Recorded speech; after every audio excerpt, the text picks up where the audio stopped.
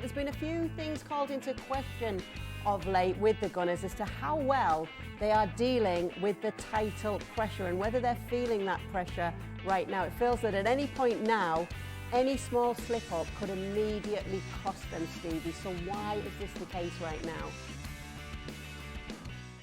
Do you know, it's really tough to put your finger on the problem that they're having right now. Because it's there, isn't it? We can feel it. We can feel a bit of tension. Yeah, and if we can feel it, then you know that they're thinking about it.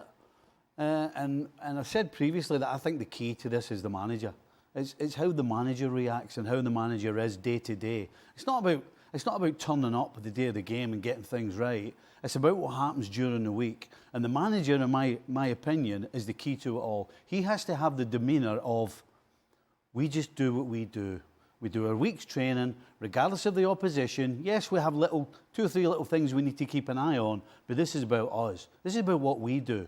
You know, you're going around Saka, you tell him you do what you do, and you basically go around and do all the things that you've done the whole season when you were top of the league, and everybody's talking about how great you are, how solid you are, how much you're going to go and score more goals, and that's how you go about it. Every single game just becomes a focus. If the manager starts thinking about what's going on around, then he's the one that loses his focus, and if he loses it, then the dominoes will crumble because the players will start feeling it and they'll see it and they'll start thinking about what's going on behind them. And when you do that, that's when you slip up. Because you can say they're still leading the chase. And for their point, he could be saying to them, even though we are feeling a bit of this tension right now, we do still sit top, just. Look, it's a long season, a long season. Arsenal were not going to stay at this level the whole season. There were going to be moments in which things were not going to be nearly as straightforward, nearly as easy. So if I'm Arsenal and I'm Mikel Arteta, I'm thinking, well, I'm glad that it's happening now and that we're not having this collapse much later in the season where we don't have time to recover. And I say recover when this is a team that is actually leading the league. So it's almost as if, and I know that because of the performances they've had over the last couple of weeks, that we may think, oh, it seems like they're fading. And yet they're still up there. And that would be my message. Hey, we're not playing at our best. We're not achieving our potential, and yet we're better than most in this league. So begin to trust all the things that Stevie just talked about. Begin to trust the things that you do well individually. Begin to trust the things that have made us the teams that we are. And Stevie's absolutely right. You just spread the message and allow that message to then take over the locker room. But my message would also be one of, listen, we're not going to be perfect. Things are going to happen. And what matters is how we react from some of the challenges that are in front of us. And in fact, I would add on to that and say something, everybody out there, they're expecting us to fail. They're looking at each and every one of us, and including me as the manager, and thinking that we don't have it. And I'll say, you have it, and you have it, and you have it, I have it, we have it together. They can say whatever they want, but what matters is what we have in here. And I would keep that in-house, everything about us against everybody.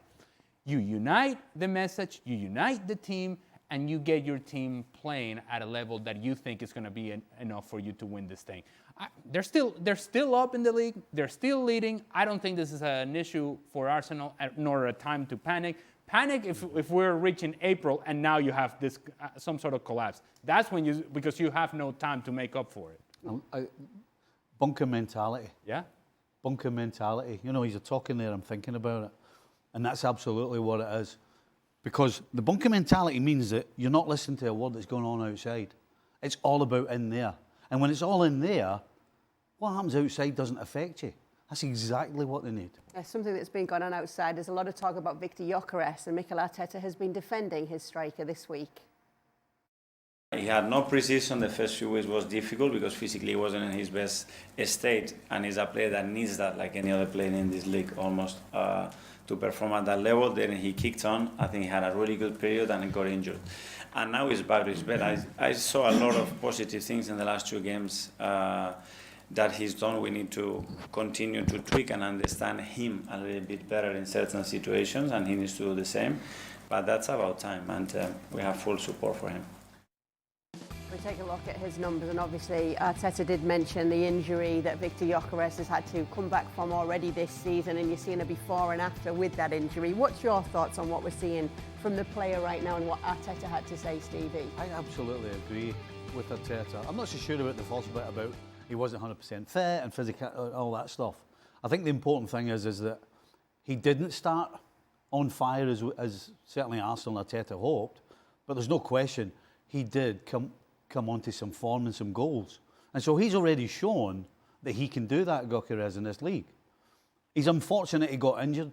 I'm 100% in that part with Arteta. He couldn't have picked a worse time to get injured, just when he'd got through that barren spell and was beginning to look like Arsenal's centre forward. But he's been through it. He knows he can come through the other end, so he needs to do it. So I think fans of Arsenal need to be very careful about watching a guy like Mikel Merino score goals and then think, well, we don't need Gyökeres then. No, because why don't we just play Moreno and then he'll be the one scoring the goals and we will be good. I think Viktor Gyökeres gives this team a different dimension in the attack, a different look.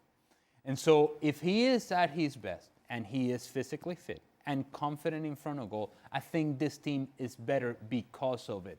So don't fall into the trap that because Mikel Merino has scored a goal here and there, you kind of go, well, that should be the guy who should be playing striker. If Arsenal are going to be at their best and are going to achieve the things that they want to achieve, I believe that Viktor Gyökeres gives them a better opportunity than anybody else playing the center forward position. Mikel Merino can do a job, and he's a guy that has done a great job. But it's not the answer in terms of those games that are really tense, those games that you need something special, something different, something inside the 18-yard box, that you need a goal scorer, the goal scorer that they've been looking for, and that's what Gyökeres is supposed to be. You need him to be at his best because he may just be the difference between you winning the league, you winning Champions League, you winning whatever it is that you want to win because you have an actual striker that can get a final touch on the ball. So don't fall into the trap of just saying we don't need him. You need him, and you need him at his best.